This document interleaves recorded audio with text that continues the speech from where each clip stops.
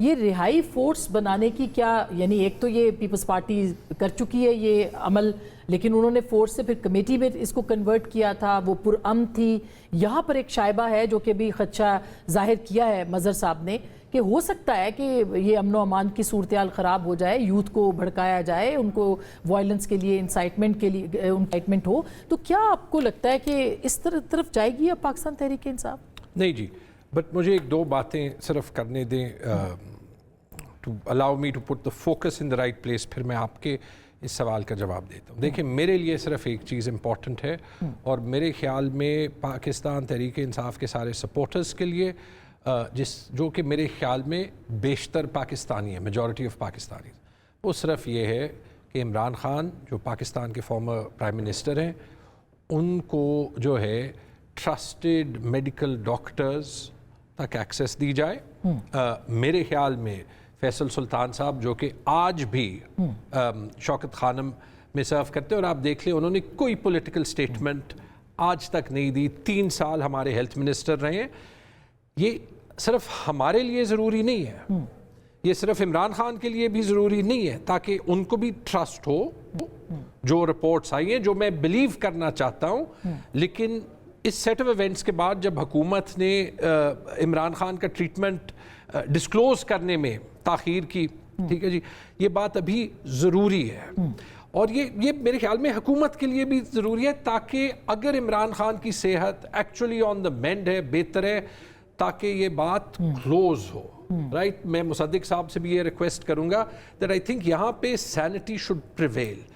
اسی اسپرٹ میں میں آپ کے جو یہ آپ کا جو سوال ہے اس کی میں بات کرتا ہوں. سوال نہیں پیدا ہوتا that there is anything such as، مجھے تو یہ رہائی کمیٹی کا پتہ بھی نہیں تھا، اور نہ یہ سوال پیدا ہوتا ہے کہ جو پیپلز پارٹی کی ایک آف شوٹ تھی الذوالفقار. ہاں، یہ بات جو مظہر عباس صاحب جو ہے وہ کہہ رہے ہیں، وہ ٹھیک کہہ رہے ہیں کہ دیکھیں، جب آپ سارے دروازے لیگل اور پروٹیسٹ کے جو ہے وہ ختم کرتے ہیں نا، کلوز کرتے ہیں، تو کہیں نہ کہیں سے وہ فرسٹریشن جو ہے وہ ورکرز کی، عام پاکستانیز کی نظر آتی ہے. اور میرے خیال میں یہ بھی ہمارا ایک کلیکٹیو ایم، لیکن واقعی ایک کلیکٹیو ایم ہونا چاہیے کہ اس کے بجائے جو آئین اور قانون کے مطابق راستہ ہے اس پہ ہم جائیں. باقی مجھے 100% کانفیڈنس ہے کہ نہ سہیل افریدی صاحب جو ہے ان کو ایکسپلین کرنا پڑے گا کہ ان کے ذہن میں ویژن کیا ہے، لیکن مجھے 100% کانفیڈنس ہے، مطلب جو تھوڑا بہت میں ان کو جانتا ہوں، کہ نہ ان کا خیال ہے، آئی ایم شیور ہی تھنکس کہ کسی طریقے سے this is required as a campaigning tool. اور یہ بھی مجھے 100% پتا ہے کہ جو پارٹی کی سینئر لیڈرشپ ہے، we will collectively make sure right that there is no step کوئی وائلنس نہ ہو. یا لیکن ظاہر ہے کہ اب اتنا کچھ ہو چکا ہے کہ اب وہ خدشہ دل کو دھڑکا. میں اس میں مطلب یہ بتا دوں، we continue mainstream T V پہ میرے خیال میں ون سائیڈڈ ڈائلاگ جو ہے وہ چل رہا ہوتا ہے. پر دیکھیں، اس سیٹ آف ایونٹ سے پہلے سہیل افریدی کی میٹنگ ہوئی کور کمانڈر کے ساتھ، اس سے پہلے پرائم ایپیکس کمیٹی ہوئی، پرائم منسٹر کے ساتھ ہوئی، محسن نقوی پشاور گئے. اس اسپرٹ میں اتنا نہیں کرنا چاہیے تھا کہ جب پاکستان کے ایکس پرائم منسٹر کی آنکھ کی ٹریٹمنٹ کا مسئلہ اور حکومت نے تاخیر کر دی، جو وہ ڈینائی نہیں کر سکتے اس کو ڈسکلوز کرنے میں. اور میرے خیال میں یہاں پہ ہی بیٹھے اختیار ولی نے کہا تھا کہ ہم نے ضروری نہیں سمجھا بتانا، رائٹ. تو اتنا ایک گڈ ول جیسچر نہیں ہو سکتا تھا کہ ان کے ڈاکٹرز ان کے پاس جائیں تاکہ ٹرسٹ ڈیولپ. بالکل مصدق صاحب، آپ رسپونڈ کریں گے کہ ایک تو یہ مسٹرسٹ ہے، دوسرا رہائی فورس ہے، تیسرا علیمہ خان صاحبہ کہہ رہی ہیں کہ ٹھیک ہے آپ ان کو الشفا لے جائیں، اور ہم آپ جو مطلب ڈیل انہوں نے ایک پیشکش کی ہے اس کو فائدہ اٹھا سکتی ہے گورنمنٹ اس ڈیل کا. ابھی مظہر عباس صاحب فرما رہے تھے کہ علیمہ خان صاحبہ کی کیا پوزیشن ہے پارٹی میں. ویسے تو قابل عزت ہیں، عمران خان صاحب کی بہن ہیں، اور اپنی کیمپین بھی کر رہی ہیں، لیکن کس کی حیثیت ہے، کس کی پوزیشن ہے؟ یہ بہت بڑا پرابلم ہے کہ پارٹی میں آپ کس سے بات کریں. بیرسٹر گوہر صاحب چیئرمین ہیں، کچھ لوگوں کا خیال ہے، پارٹی کے عہدیداروں کا خیال ہے کہ ان کی کوئی حیثیت نہیں ہے، ان کی کوئی پوزیشن نہیں ہے. علی ظفر صاحب میں سمجھتا ہوں بڑے ٹھہراؤ والے اور بردبار آدمی ہیں جن سے بیٹھ کے بڑے تحمل سے بات کی جا سکتی ہے, کچھ چیزوں میں سلوشن نکالے جا سکتے ہیں, اور ہم جب کمیٹیز میں جاتے ہیں تو ان کے ساتھ کام کرتے ہیں اور بڑی ان کی پازیٹیو کنٹریبیوشن ہوتی ہے. مگر ان کی کیا پوزیشن ہے کہ وہ کوئی چیز نیگوشیٹ کر سکیں؟ وہ اسپوکس پرسن ہیں جو عمران خان صاحب کی زوجہ کو غالباً ریپرزینٹ کرتی ہیں پیپل سے, جو ٹیلی ویژن پہ آتی ہیں, وہ بات یعنی مشال یوسفزئی صاحب, یعنی آپ کسی سے بات نہیں کر سکتے. ایک تو یہ ہے پرابلم. دوسرے جن سے آپ کو بات کرنا ہے وہ سیاسی بات نہیں کرتے. اس کی وجہ ایک یہ ہے کہ شاید ان کا سیاست سے کوئی تعلق نہیں رہا. بہت سے لوگ ہمارے دوست جو سیاست کر رہے ہیں, ہمارے بھائی بیٹھے ہیں, یہ بھی سیاسی طریقہ کار سے آئے ہیں, سیاست کرتے ہیں, صرف وکیل نہیں ہیں, صرف ان کا مقدمہ نہیں لڑتے.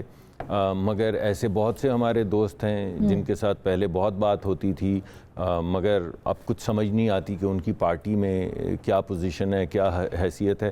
تو یہ ایک پرابلم ہے, ایک کیوس ہے پارٹی کے اندر, جو کچھ لوگوں کا خیال, آپ کے پروگرامز میں بھی یہ بات ہوتی رہی کہ شاید دانستہ طور پہ کوئی پارٹی کی لیڈرشپ کو سامنے نہیں آنے دیا جاتا. میں اس تکرار میں نہیں پڑتا, وہ پارٹی کا اپنا اندرونی معاملہ ہے, وہ کس طرح پارٹی چلاتے ہیں. مگر یہ مسئلہ ضرور ہے. اگر مان بھی لیں کہ جو آپ نے یہ چلایا ہے اس وقت کلپ, یہ ایک اہم کلپ ہے, تو علیمہ خان صاحبہ کے پھر کس کلپ کے اوپر چلیں گے؟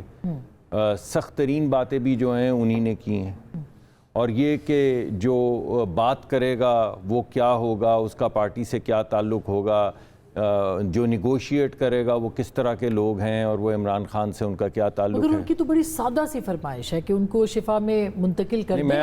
میں تو کسی ایک شخصیت کا اگر آپ چاہیں, لیکن آپ ان تمام ان کی آج کی بات اور کو تناظر میں رکھیں ان تمام باتوں کی جو پہلے کر رہی تھیں, اسی حوالے سے کہ بیٹھ کر بات کرتے ہیں, تو اس وقت بھی لوگ نیگوشیٹ ہی غالباً کرنا چاہتے ہوں گے.